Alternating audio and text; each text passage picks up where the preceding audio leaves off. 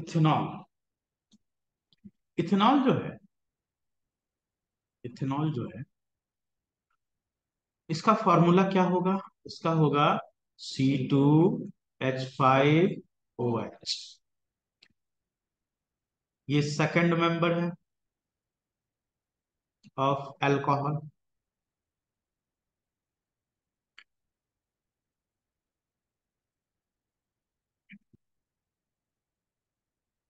ठीक है, अगर हम फर्स्ट मेंबर की बात करें, फर्स्ट मेंबर ऑफ अल्कोहल की बात करें, दैट विल बी मिथेनॉल।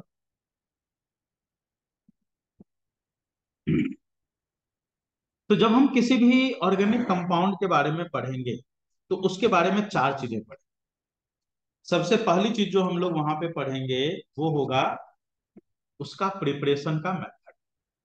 ठीक है, क्या पढ़ेंगे? प्रिपरेशन का।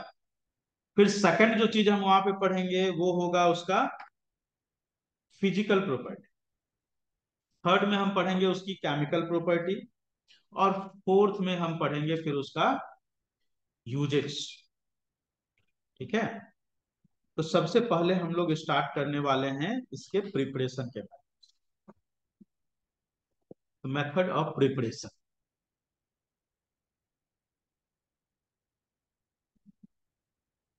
Methods of preparation. तो मेथड्स ऑफ प्रिपरेशन में इसके दो मेथड हम लोग देखेंगे। सबसे पहला मेथड होगा, सबसे पहला मेथड हम लोग जो पढ़ेंगे that is most commonly used method. Most commonly used. और ये है कौन सा method most commonly used method? ये है फर्मेंटेशन। ठीक है, ये क्या है? फर्मेंटेशन। This is fermentation. इसमें हम लोग क्या करते हैं, ग्लूकोज लेते हैं, C6H12O6, ग्लूकोज ले लिया। और इस ग्लूकोज को हम लोग क्या करेंगे, एन एरोबिकली, एन एरोबिकली हम लोग इसको डिकम्पोज करें इन द प्रेजेंस ऑफ ईस्ट। तो यहां पे होगा एन एरोबिक रेस्पिरेशन। जब एनएरोबिक रेस्पिरेशन होगा तो वहां पे बनेगा C2H5OH और साथ में CO2। तो ये बन गया हमारा इथेनॉल। ठीक है, समझ में आ गया? तो ग्लूकोज के एनएरोबिक रेस्पिरेशन से जिस प्रोसेस को हम लोग बोलते क्या है, जिस प्रोसेस का नाम होता है फर्मेंटेशन। ठीक है, इस प्रोसेस का नाम क्या है बच्चों? फर्मेंटेशन। तो फर्मेंटेशन के प्रोसेस से हम लोग बनाते हैं इथेनॉल। ये तो इसका most commonly use method. Second method में आ जाए। Second method is chemical method. Chemical method या लैब प्रिपरेशन की जो मेथड है।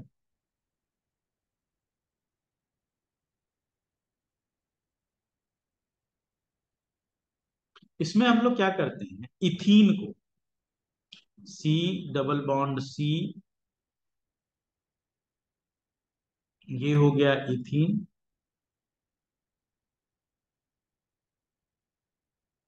इथीन को हम वाटर के साथ गर्म करते।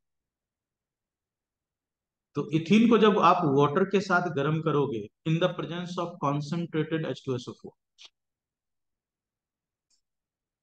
हाँ, इन the presence of concentrated H2SO4 के साथ जब आप इसको गर्म करोगे तो वहां पे बनेगा क्या? वहां पे बनेगा इसका जो डबल बॉन्ड है ना, आपको पिछली क्लास में मैंने समझाया था कि जहां पे अनसैचुरेटेड हाइड्रोकार्बन होता है वहां पे क्या होता है, एडिशन। है ना? तो यहाँ पे क्या होगा, एडिशन होगा। आप हमेशा एक बात याद रखना, वाटर को हम लोग ऐसे भी लिखते हैं HOH। तो जब इसका ये डबल बॉन्ड टूटा, तो डबल बॉन्ड टूटा तो क्या हुआ, इस ये सिंगल बॉन्ड के फॉर्म में कन्वर्ट हुआ। कोई भी बॉन्ड इलेक्ट्रॉन से बनता है। एक इलेक्ट्रॉन इधर फ्री हो गया इसका, एक इलेक्ट्रॉन इधर फ्री हो गया इसका, दोनों का एक एक इलेक्ट्रॉन फ्री हो गया। अब ये H यहां पे अटैच हो गया, OH इधर अटैच। क्या बन गया ये देखो तो, CH3CH2OH बन गया इथेनॉल। ये इसका लैब प्रिपरेशन का मेथड। तो पहला मेथड हो गया फर्मेंटेशन, दूसरा मेथड हो गया केमिकल मेथड, जिसमें कि लैब प्रिपरेशन का मेथड हम लोग यूज करते हैं। तो ये दो मेथड हो गए इथेनॉल की प्रोडक्शन।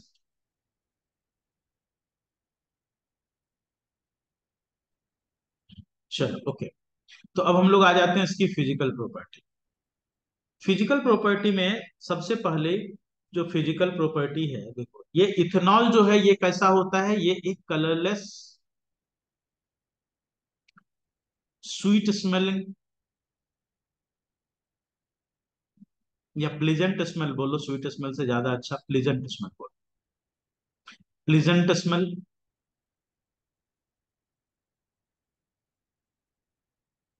Pleasant smell. और इसका टेस्ट कैसा होता है, बर्निंग टेस्ट,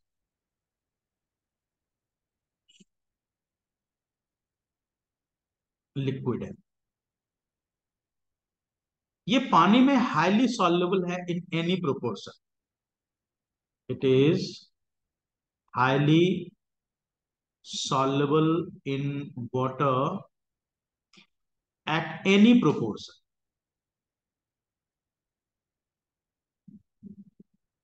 C2H5OH, बताओ तो ये कौन सा कंपाउंड है, आयोनिक की कोवेलेंट? ये एक कोवेलेंट कंपाउंड। क्यों है कोवेलेंट, क्योंकि यहाँ पे सबके सब नॉन मेटल्स। मेटल होता तो कोवल तब आयोनिक होता। यहाँ पे सबके सब बॉन्ड जो, सबके सब एलिमेंट जो है वो नॉन मेटल है। तो नॉन मेटल से बने होने के कारण यहाँ पे सब क्या है, कोवेलेंट बॉन्डिंग है। कोवेलेंट बॉन्डिंग है, तो कोवेलेंट बॉन्डिंग है तो यहाँ पे आयंस की फॉर्मेशन नहीं होगी। No ionization, no ionization when dissolved in water, when dissolved in, तो जब आयोनाइजेशन भी ही नहीं हो रही है, will it be a good conductor और बैड कंडक्टर ऑफ इलेक्ट्रिसिटी? तो it will be a non conductor of electricity.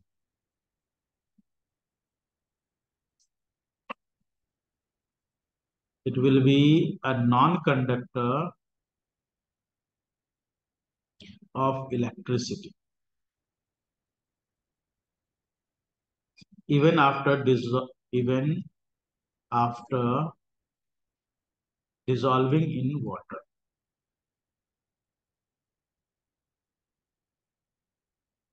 Water में डिसॉल्व करने के बाद भी ये क्या होगा, नॉन कंडक्टर ऑफ इलेक्ट्रिसिटी होगा। तो ये जो सब्सटेंस है इथेनॉल, ये ना ही एसिडिक है ना ही बेसिक। नाइदर एसिडिक, बिल्कुल neither acidic nor basic, nor basic. तो है क्या ये, इट इज अ न्यूट्रल का, इट इज अ न्यूट्रल का। ठीक है बच्चों, इसकी अगर बॉइलिंग पॉइंट की बात करें, तो इसका बॉइलिंग पॉइंट होता है 78 डिग्री सेल्सियस। तो 78 डिग्री सेल्सियस जो कि वाटर से बहुत कम है। So it is highly volatile, it is highly volatile in nature. Volatile का मतलब क्या होता है, मतलब क्या होगा वोलाटाइल का मतलब, सोचो। वोलाटाइल का मतलब होता है कि it can easily be converted in gaseous form,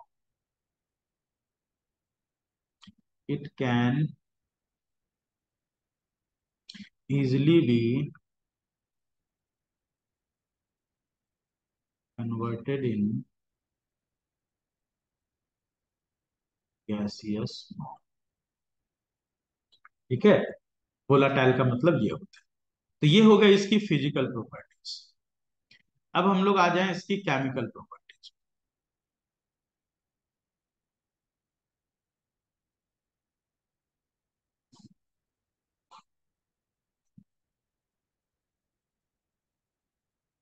chemical property. तो सबसे पहली जो केमिकल प्रॉपर्टी हम लोग इसकी पढ़ेंगे, वो पढ़ेंगे कंबसन।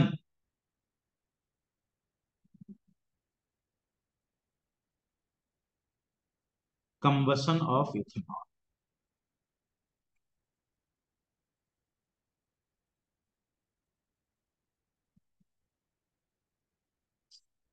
मतलब सिंपली अगर हम बोलें, व्हेन बर्न्ड इन एयर। तो इथेनॉल को जब हम बर्न करेंगे एयर में, C2H5OH, when burned in air,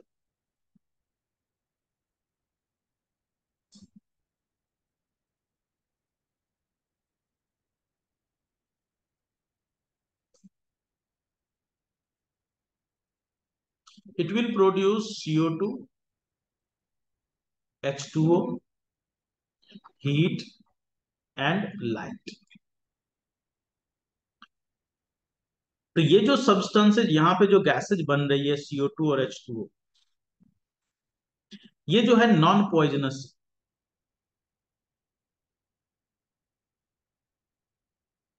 और नॉन पॉइजनस होने के कारण यहाँ पे एक चीज देखो, हीट जो प्रोड्यूस हो रही है इस जगह पे, इसकी calorific value is very high. Calorific value is very high. अब कैलोरिफिक वैल्यू का मतलब वो क्या होता है? Total heat produced. Total heat produced is very high. तो अगर total heat produced is very high, मतलब जैसे कोई आप कंपेयर करो कोयला को, पेट्रोल को, डीजल को, इथेनॉल को, तो इस सब में सबसे ज्यादा कैलोरिफिक वैल्यू किसकी मिलेगी? एलपीजी के बराबर ही होती है इथेनॉल। देखो एलपीजी के बराबर भी है, और साथ ही साथ क्या है, इससे कोई भी पॉइजनस सब्सटेंस ही नहीं बन रहा, कोई रेसिड्यू भी नहीं बच रहा। तो इसका मतलब क्या है कि ethanol will be considered as the clean fuel, है ना। Ethanol is considered as very clean fuel, as it produces non-poisonous gases and no residue is left after burning, after its combustion।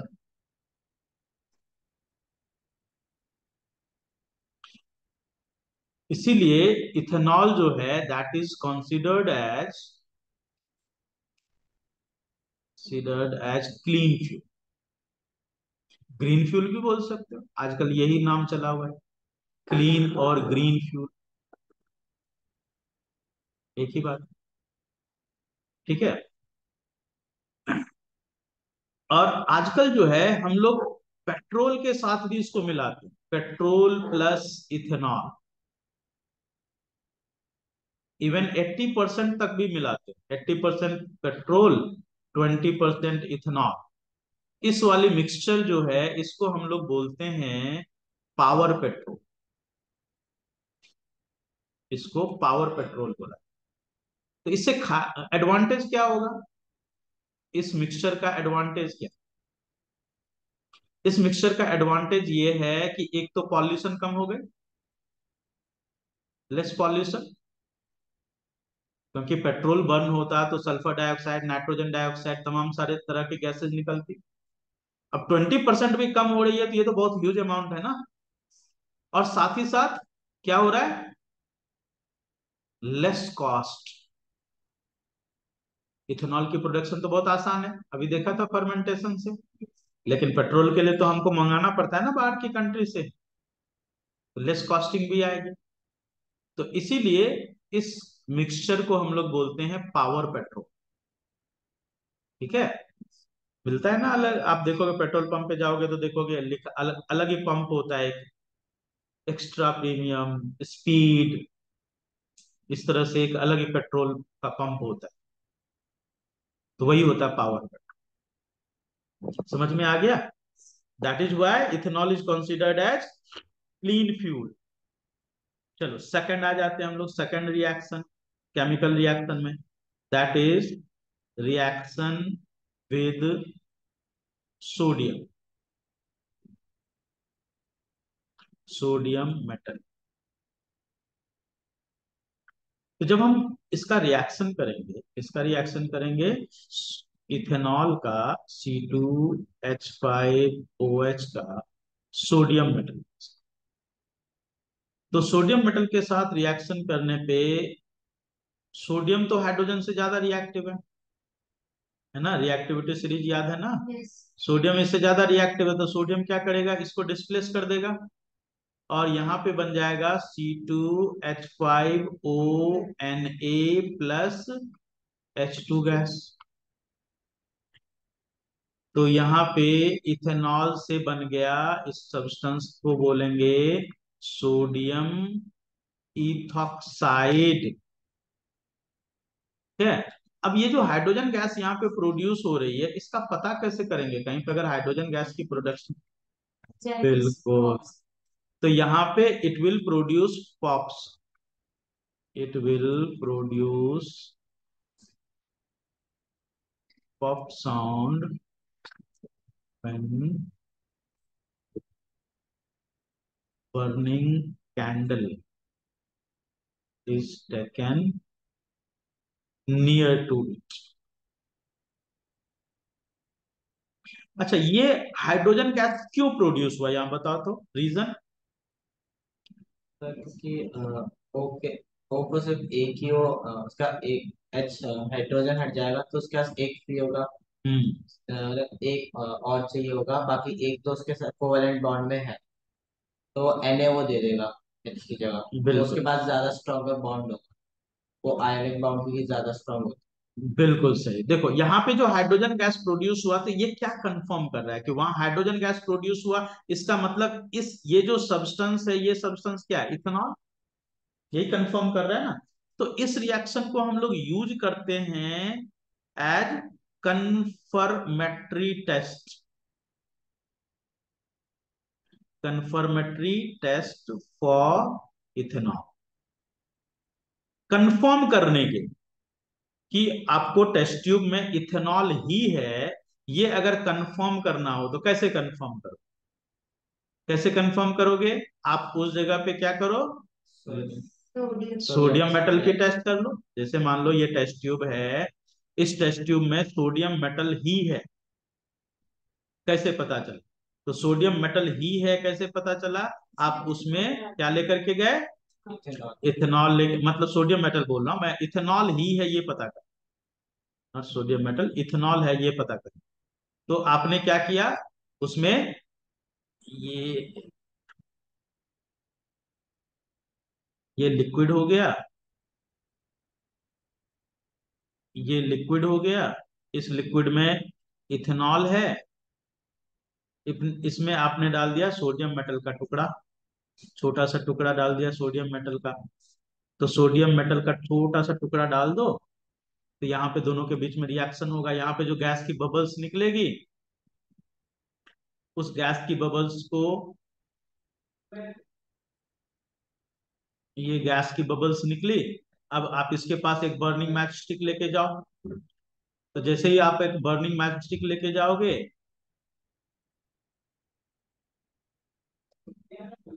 तो hydrogen gas will burn with pop sound, H2 gas will burn with pop song। इससे क्या confirm हुआ कि यहाँ पे जो liquid है वो लिक्विड क्या है, इथेनॉल है। समझ में आ गया? तो ये तरीका होता है, ये हम पता करते हैं कि वहां पे सोडियम मेटल है, this is burning matchstick.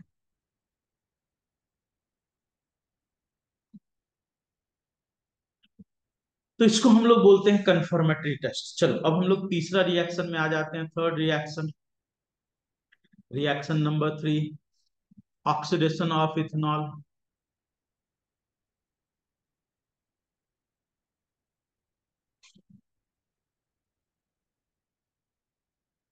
Ethanol की ऑक्सीडेशन पिछली क्लास में पढ़ा था ना हमने, oxidation of ethanol.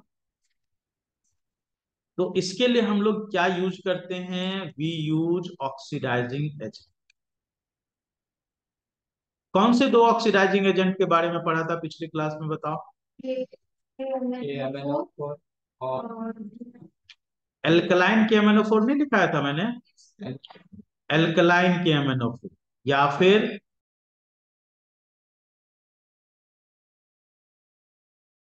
Acidified K2Cr2O7, किसका ऑक्सीडेशन करवाया था हमने? इथेनॉल का करवाया था, तो वही हमें पढ़ना। इथेनॉल में जब हम यहाँ पे ऑक्सीडाइजिंग एजेंट डालेंगे, ऑक्सीडाइजिंग एजेंट डाल करके हम उसको गर्म कर, तो यहाँ पे इथेनॉल से बन जाएगा इथेनोइक एसिड, CH3COOH। इथेनॉल से बन गया इथेनोइक एसिड। तो ये हो गया हमारा third reaction, oxidation of ethanol. तो इसमें हम लोग यूज करेंगे ऑक्सीडाइजिंग एजेंट। चलिए अब हम लोग आ जाते हैं फोर्थ रिएक्शन इसका, केमिकल रिएक्शन इथेनॉल का, और वो है डिहाइड्रेशन ऑफ इथेनॉल।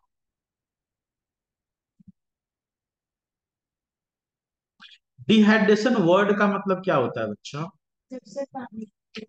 पानी की कमी कर, बिल्कुल। तो पानी की कमी करने के लिए वहां पे हम लोग यूज करेंगे, we use dehydrating agent. Dehydrating, और डिहाइड्रेटिंग एजेंट होता क्या है? डिहाइड्रेटिंग एजेंट होता है hot and concentrated H2S। Hot and concentrated H2S, ये सब्सटेंस है डिहाइड्रेट। तो अगर आप इथेनॉल को, मतलब जैसे ये इथेनॉल है, CH3CH2, इसको आपने रिएक्शन करवाया, यहाँ पे आपने डाला हॉट एंड कॉन्सेंट्रेटेड H2S, ये डिहाइड्रेट कर, तो डिहाइड्रेट करके क्या निकलना है वहां पे? वाटर निकल, ये यहां से वाटर, देखो तो वाटर निकला अगर यहां से बाहर, तो बचा क्या वहां पे? CH3NCH, मतलब C2H4 बचा ना। C2H4 का तो स्ट्रक्चर ऐसे होता है,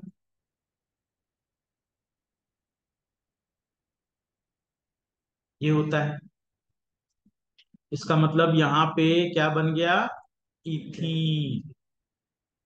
और ये यहाँ पे गैसियस फॉर्म में निकलेगा, क्यों? क्योंकि हमने यहाँ पे गर्म कॉन्सेंट्रेटेड H2SO4 डाल, इसलिए ये यहाँ पे गैसियस फॉर्म में निकलेगा बाहर। समझ में आ रही बात? तो कॉन्सेंट्रेटेड H2SO4 डालने से वहां पे क्या होता है? डिहाइड्रेशन हो जाता है, ठीक है, वाटर यहाँ पे बाहर। ये चारों रिएक्शन क्लियर है? देखो ये चारों रिएक्शन क्लियर है। पहला रिएक्शन हमारा था कंबसन ऑफ इथेनॉल, ठीक है, कंबसन ऑफ इथेनॉल था। दूसरा रिएक्शन हमारा क्या था? ये पहला रिएक्शन है कंबसन ऑफ इथेनॉल। दूसरा रिएक्शन हमारा था रिएक्शन विद सोडियम मेटल। तीसरा रिएक्शन हमारा था oxidation of ethanol.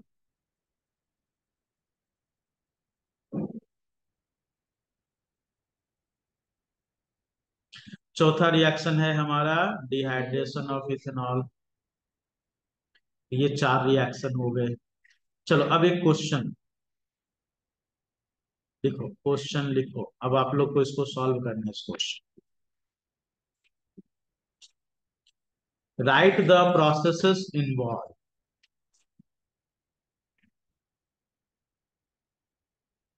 Right the processes involved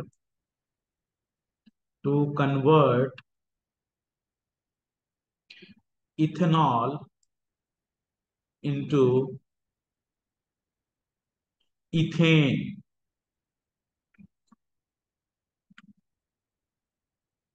Processes involved to convert ethanol into ethane.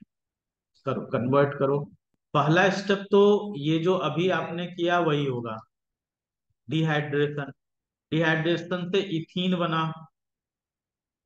ठीक है। पहला स्टेप, फर्स्ट स्टेप हुआ डिहाइड्रेशन। डिहाइड्रेशन से ये जो कंपाउंड था,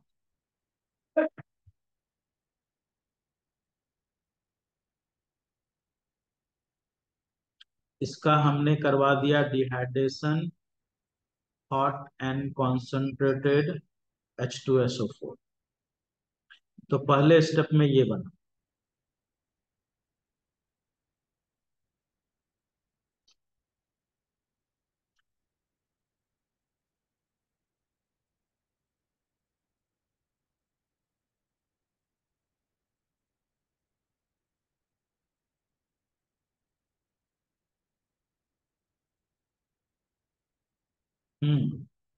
तो पहले स्टेप में ये बना, इथेनॉल से इथीन, ये फर्स्ट स्टेप हुआ, जिसको हमने बोला डिहाइड्रेशन। सेकंड स्टेप में बनेगा, इसमें अब एडिशन कर इथीन में।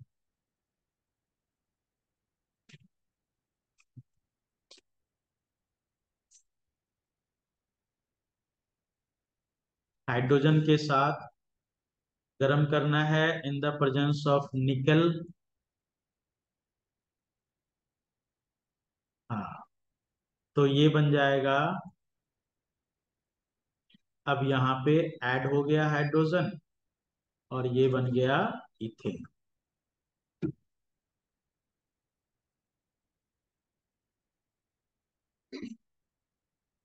इथीन से बन गया, ठीक है।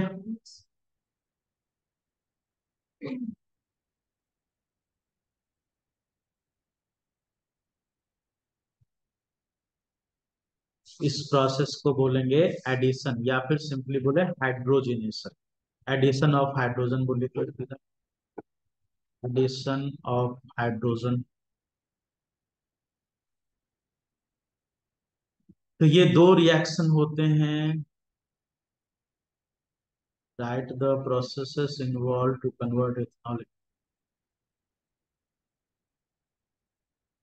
चलो ये हो गया कंप्लीट। कि क्या जरूरत है इसकी, जैसे मैंने बताया कि डिफरेंट कमर्शियल फॉर्म्स में मैंने सोप की फैक्ट्री लगाई। अब सोप की फैक्ट्री लगाई तो मुझे क्या चाहिए, इथेनॉल चाहिए। अब इथेनॉल मिलेगा कहाँ से, परचेज तो करना पड़ेगा ना मार्केट से, कहाँ से मिलेगा। तो इथेनॉल जो है, इसकी प्रोडक्शन गवर्नमेंट ने बैन कर रखी है, ठीक है। प्रोडक्शन गवर्नमेंट ने बैन कर रखी है। इसको प्रोड्यूस करने के लिए आपको गवर्नमेंट से लेना पड़ेगा लाइसेंस। लाइसेंस गवर्नमेंट इसकी जो प्रोडक्शन है ना उसको कंट्रोल करती है। क्यों कंट्रोल करती है, क्योंकि गवर्नमेंट को यहाँ से एक बहुत बड़ा रेवेन्यू है, अल्कोहलिक ड्रिंक्स। दूसरी चीज क्या, अगर अल्कोहल बहुत सारे, जैसे तुम जानते होगे कि गुजरात, बिहार, ये सब जो है alcohol free state, dry state बोलते हैं इसको। क्यों बोलते हैं, क्योंकि बहुत सारे लोगों का मानना है या होता भी है कि अल्कोहल कंजम्पशन करके जो है क्राइम रेट ज्यादा होता है। तो जहां पे पहले क्राइम ज्यादा थे तो उन लोगों ने अल्कोहल बैन। इसलिए अल्कोहल की प्रोडक्शन तो बहुत आसान है। आप लोग जानते हो कि ग्लूकोज जो है, इसमें हम यीस्ट पाउडर डालेंगे तो इसकी फर्मेंटेशन होगी और यहाँ पे बन गया। तो प्रोडक्शन तो बहुत आसान है, लेकिन गवर्नमेंट ने क्या कर रखा है इसको बैन। क्यों बैन कर रखा है, समझ में आ गया? तो अगर हमें परचेज करना हो, ये चाहिए, इथेनॉल चाहिए, क्योंकि ये तो यूज होता है बहुत सारी इंडस्ट्री में चाहिए, तो किससे लेना पड़ेगा? गवर्नमेंट से ही ले। गवर्नमेंट पहले पूछती है कि आपको किस चीज के लिए चाहिए। क्या आपको किसी ऐसे चीज के लिए चाहिए जैसे सोप बनाना है, तो वो हमें अलग तरह का इथेनॉल प्रोवाइड करेगी। अगर हमको फूड मटेरियल्स में यूज करना है, तो उसमें अलग तरह का इथेनॉल होगा। एक इथेनॉल जो मिलता है, वो उसको हम लोग बोलते हैं एब्सोल्यूट अल्कोहल। एब्सोल्यूट अल्कोहल, ये क्या होता है? ये होता है 100% प्योर इथेनॉल। अब जैसे मान लो कि कफ सिरप बना, हेल्थ टॉनिक्स बनाना है, होम्योपैथ की मेडिसिन बनाना है, कौन सा चाहिए? एब्सोल्यूट इथेनॉल चाहिए।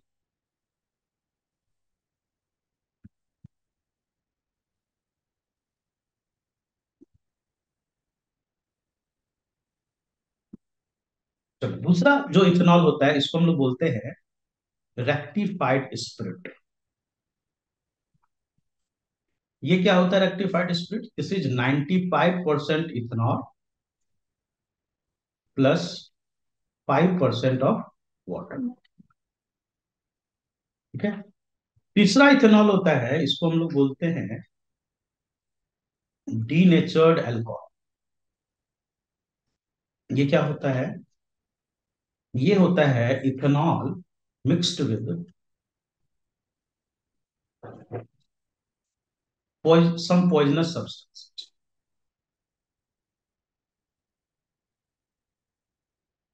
तो इसका रिलेशन नहीं होता। होता होगा थोड़ा बहुत, इसमें बहुत ज्यादा नहीं, इतना नहीं कि आदमी मर जाए, इतना नहीं। लेकिन ऐसा भी होता है, अगर ज्यादा कंजम्पशन कर लिया जाएगा तो कई बार इससे लोग मरते भी हैं। Ethanol mix with some poisonous substances like methanol. Methanol जो है दैट इज पॉइजनस। पायरिडीन।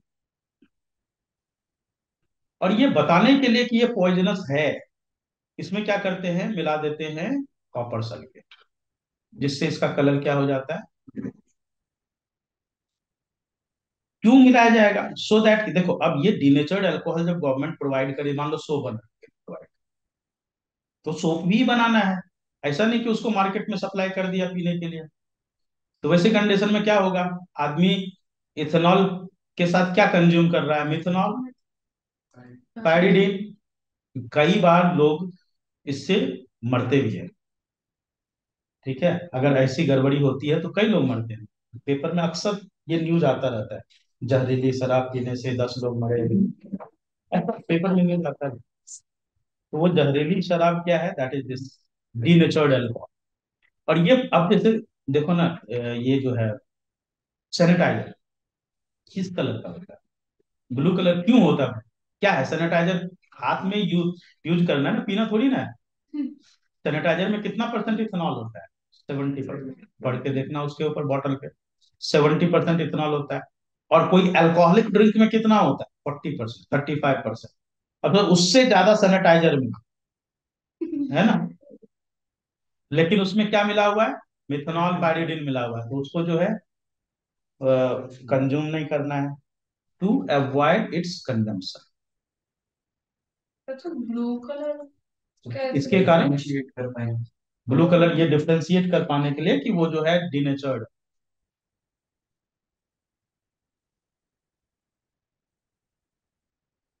समझ में आया? तो ब्लू कलर का जो भी इथेनॉल है उसको कंज्यूम नहीं करना। चलो, हम लोग आ जाते हैं नेक्स्ट में, हार्मफुल इफेक्ट्स। नेक्स्ट हेडिंग डालें, harmful effects of ethanol.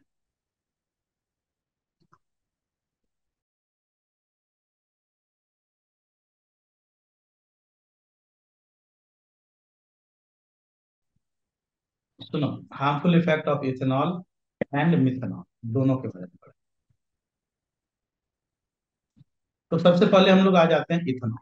Ethanol के बारे में आपने अक्सर ये पढ़ा होगा, सुना होगा, don't drink and drive. Don't drink and, इसका ऐसा क्यों, सर ऐसा क्यों? सर क्योंकि शराब पीने से नशा बॉडी पे कंट्रोल नहीं पड़ता। देखो होता क्या है कि न्यूरल सिस्टम में मैसेज की ट्रांसफर जो है वो स्लो डाउन हो जाता है, ठीक है। इथेनॉल क्या करता है, न्यूरल सिस्टम में मैसेज की कंडक्शन को स्लो डाउन कर देता है।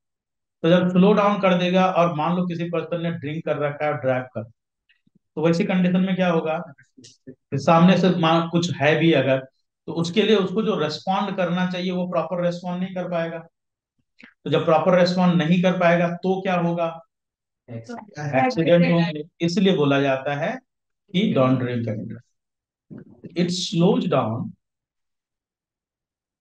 सर इथेनॉल उसमें डालता है क्या, जैसे वो होते हैं ना, क्या बोलते हैं जब ऑपरेशन होता है तो उसमें डालते हैं वो एनेस्थीसिया।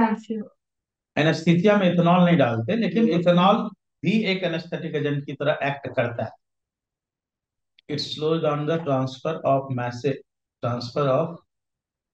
मैसेज इन न्यूरॉन,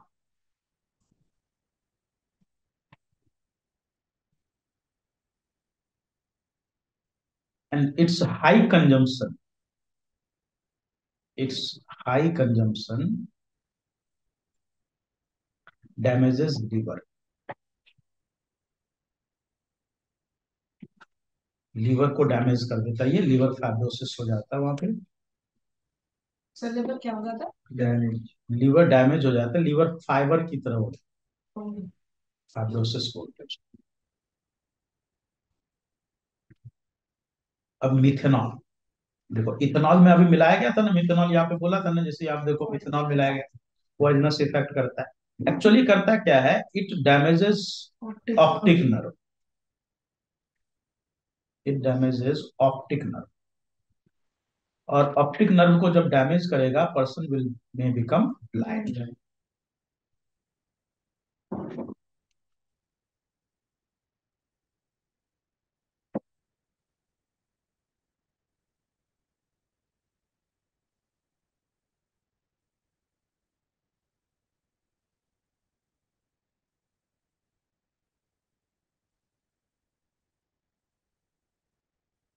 चलिए अब हम लोग आ जाते हैं यूजेज ऑफ इथेनॉल। तो सबसे पहला use ethanol, it is used as the solvent बहुत सारी चीजों में, मेडिसिन है, बहुत सारी सब्सटेंसेज ऐसी है जो इसी में डिजोल्व। सर पर अगर वाटर सबसे अच्छा सॉल्वेंट है वाटर में भी।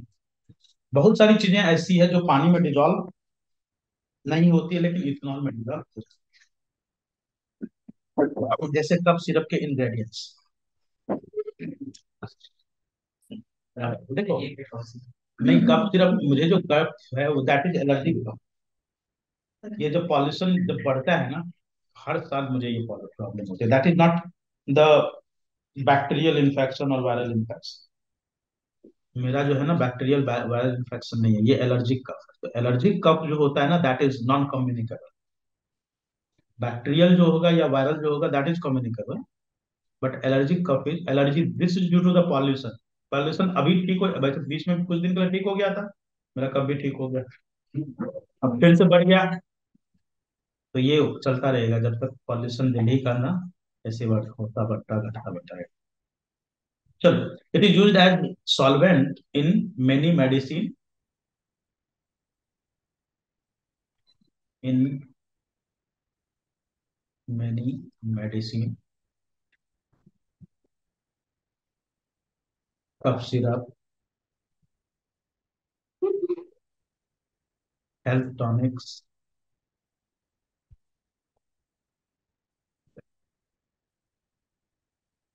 तक है।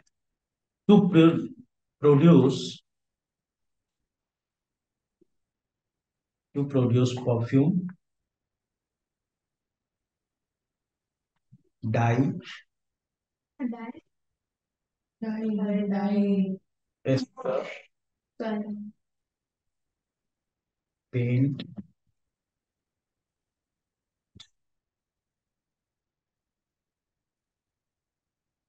To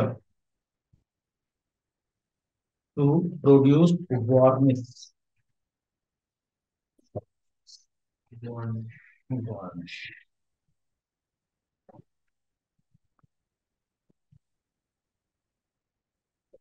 in alcoholic drinks.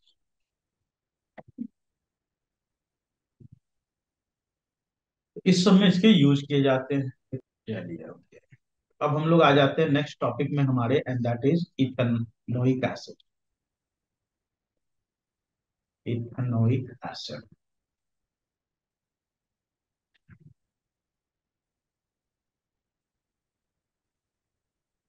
Ethanoic acid जिसका की फॉर्मूला है CH3COOH। Ethanoic acid is also called as acetic acid. This is also called as glacial acetic acid. ये तीनों नाम अभी बताऊंगा ना, अभी ये सब बताऊंगा टर्म बड़ी। तो सबसे पहले हम लोग आ जाते हैं इसकी प्रिपरेशन।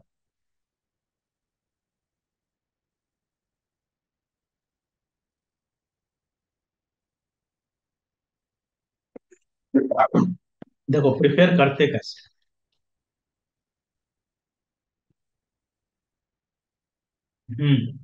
प्रिपरेशन का मेथड क्या सुन। इसकी प्रिपरेशन करते हैं by oxidation of ethanol. Oxidation of, जब आप C2H5OH को, इथेनॉल को रिएक्ट करोगे, मतलब ऑक्सीडाइज करोगे in the presence of oxidising agent, तो ऑक्सीडाइजिंग एजेंट के फॉर्म में आप लोगे एल्केलाइन KMnO4, Cr2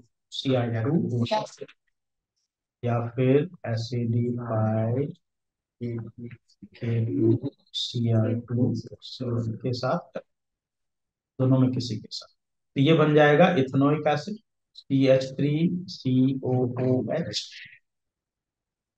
इथेनॉल से बन गया इथेनोइक एसिड। ठीक है, ये है इसका प्रिपरेशन का मेथड।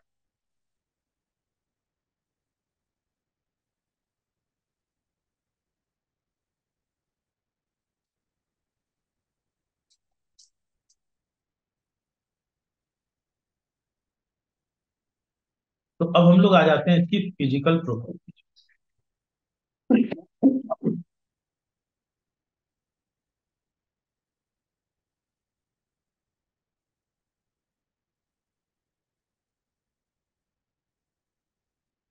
तो फिजिकल प्रॉपर्टीज में ये है तो एसिड, है ना। तो सबसे पहली चीज क्या कि ये एक कलरलेस लिक्विड होगा। It is a colourless liquid.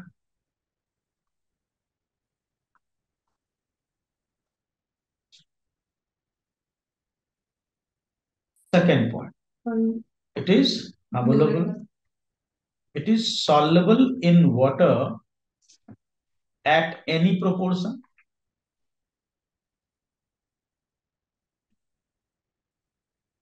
It is soluble in water at any proportion, मतलब कम पानी ज्यादा पानी सब में soluble हो। और जब ये पानी में soluble होगा तो it will ionise, it will ionise in water. Ionise in water का मतलब क्या हुआ, वहां पे क्या होगी, formation of ions, formation of ions. और जब फॉर्मेशन ऑफ आयंस हो रहे हैं तो इसका मतलब it will be good conductor of electricity, good conductor of electricity. समझ में आ रहा है ना बच्चों, गुड कंडक्टर ऑफ इलेक्ट्रिसिटी।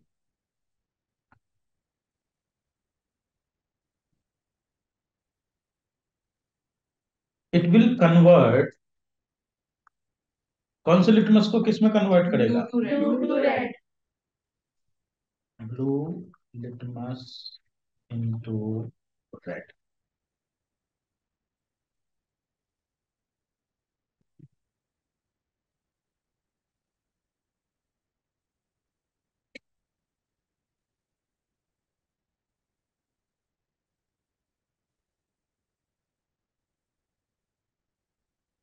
और पीएच पेपर पे इसका कलर क्या आएगा?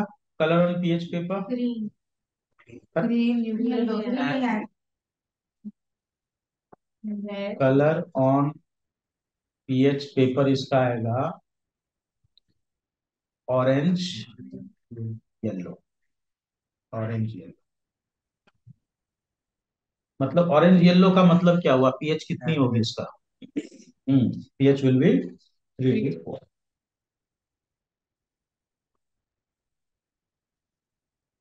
टेस्ट इसका, टेस्ट इसका अच्छा नहीं होगा। हाँ, विनेगर अच्छा लगता है? नहीं लगता है। स्मेल, विनेगर की स्मेल कैसी होती नहीं होती, है? स्मेल नहीं होती विनेगर में? इसका मतलब कभी तुम लोगों ने स्मेल ही नहीं। सर थोड़ी सी pungent smell, pungent smell. Taste इसका सॉर है। और इसका जो फ्रीजिंग पॉइंट है, ये समझ में आ गया ना? यहाँ के सारे पॉइंट्स क्लियर है? कौन सा?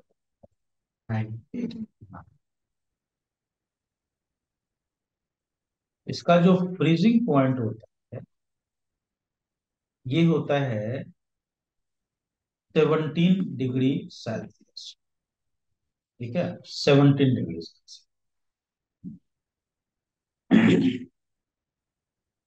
तो 17, अभी कितना टेम्परेचर चल रहा है? अभी 21 है, तो रात तक तो जाते जाते 17 हो गया।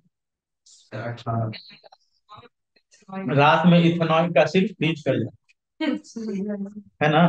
खुद से कुछ करने की जरूरत भी। And when it freezes it looks like white glacier। समझ में आया? Glacier acid, it looks like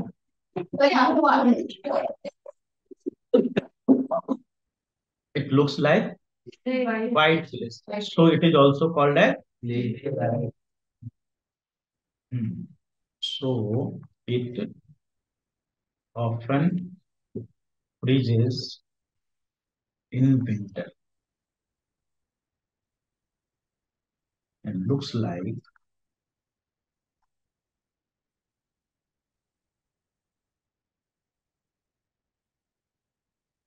white glacier.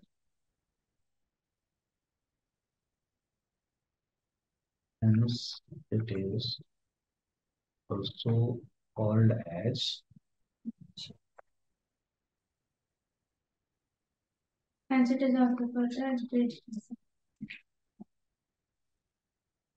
Hence it is also called as glacial acetic acid। समझ में आ गया क्यों बोलते हैं glacial acetic acid?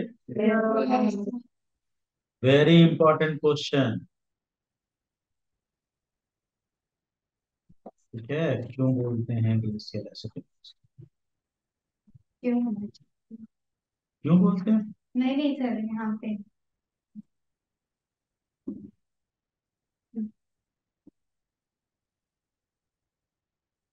ओके, तो ये हो गया इसके फिजिकल प्रॉपर्टीज। अब हम लोग आ जाए इसकी केमिकल प्रॉपर्टीज।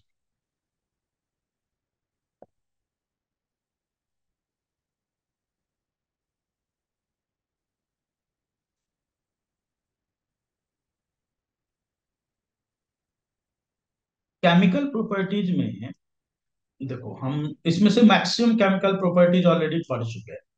मैं आपको याद दिलाता हूँ। देखो, सबसे पहले हमने एक टॉपिक पढ़ा था, acid will react with base, है ना? याद आ गया? सॉल्ट प्लस वाटर, तो ये भी तो एसिड ही है। ये भी तो किसी बेस के साथ रिएक्ट करेगा तो सॉल्ट एंड वाटर बनाएगा। ये ऑलरेडी पढ़ चुके हैं। सेकेंड रिएक्शन, कोई बात नहीं, बनेगा तो सॉल्ट एंड वाटर ही ना। सेकेंड रिएक्शन जो हम पढ़ चुके, उस देखो क्या पढ़ा, एसिड प्लस मेटल कार्बोनेट, याद आ रहा है? क्या बनता है यहाँ पे? हाँ ठीक है ठीक है, metal salt plus carbon dioxide plus, ये पढ़ा था हमने, कौन सा चैप्टर में पढ़ा था? Acid base में। तीसरा रिएक्शन जो ऑलरेडी हम पढ़ चुके, वो पढ़े थे हमने, acid plus metal bicarbonate. Same reaction होता है, यहाँ पे भी बनेगा metal salt plus CO2 plus H2O। Same, समझ में आ रहा है? तो ये तीन रिएक्शन तो हम लोग ऑलरेडी कर चुके। चौथा रिएक्शन जो हम ऑलरेडी कर चुके हैं वो है एस्टरिफिकेशन।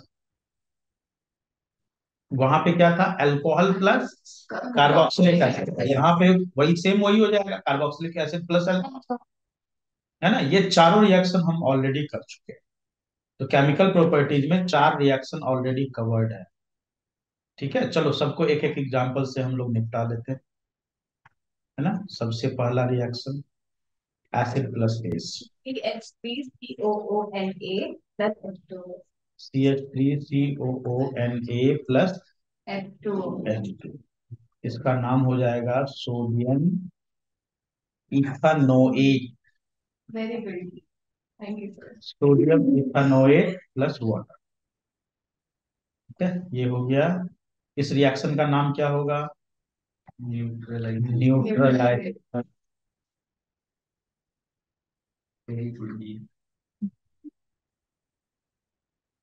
न्यूट्रलाइजेशन। तो this is first chemical property. Second में आते हैं हम लोग,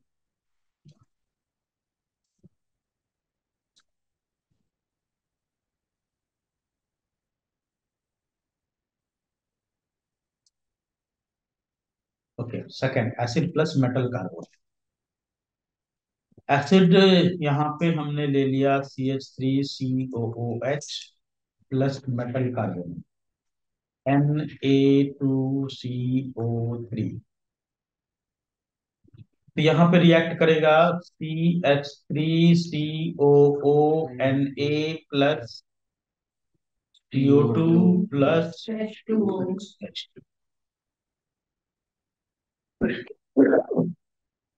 यहाँ पे फिर से सेम वही बना, सोडियम इथानोएट, कार्बन डाइऑक्साइड और वाटर।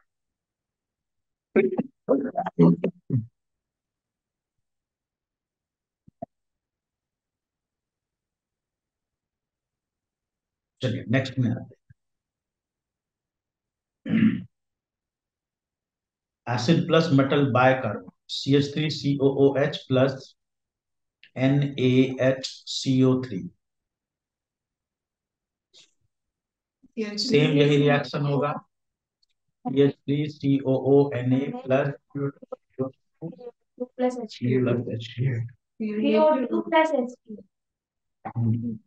अब देखो यहाँ पे, अगर हम इस केस की बात करें, कौन से केस की बात कर रहे हैं? H2।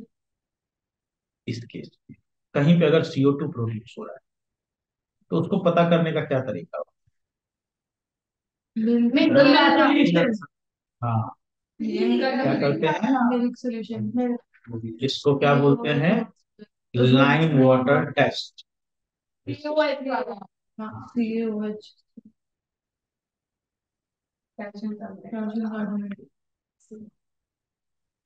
इसके लिए कार्बन डाइऑक्साइड के लिए we use lime water test. ऐसे भी क्या फर्क होता है, बस पढ़ने वाली बच्ची है क्या? We use lime water test, है ना, जिसमें कि PaOH होल ट्वाइस, जो कि कलरलेस सॉल्यूशन है। इसमें जब CO2 पास करते हैं तो क्या बनता है, CaCO3 प्लस, और ये कौन सी कलर का होता है, मिल्की वाइट प्रेसिपिटेट। ठीक है, कहीं पे भी अब ये देखो कौन से चैप्टर में नहीं आया जरा, चारों में, तीनों में नहीं, चारों में। हाइड्रोजन वाला भी सब जगह आ रहा है और ये वाला तो सब जगह आ ही रहा है। इवन ये बायो में भी आता है। सर वो कार्बन डाइऑक्साइड हाँ, ब्रीदिंग में कार्बन डाइऑक्साइड एक्सेल होता है, ये कंफर्म कर, यही तरीका यूज करेंगे हम लोग। समझ में आया। और एक्सेस ऑफ CO2 वाला भी एक क्वेश्चन था, अगर इसी में हम एक्सेस ऑफ CO2 पास करेंगे तो ये फिर से जो है क्या हो जाएगा, कलरलेस सॉल्यूशन बनेगा। वो वाला भी क्वेश्चन है यहाँ पे।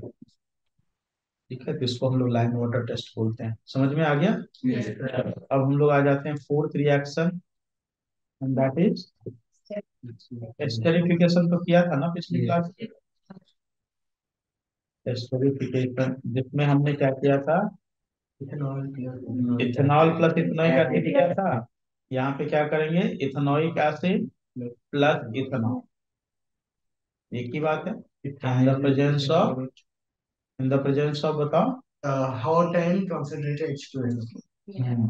हॉट एंड H2SO4 जो कैसे एक्ट कर रहा था, डिहाइड्रेटिंग एजेंट के फॉर्म। और यहाँ पे बन रहा था एस्टर, कौन सा एस्टर, इथाइल इथेनॉल और प्लस H2, ये है। ठीक है, ये तो हम कर ही चुके हैं पिछली क्लास में। This is the most important topic of this chapter.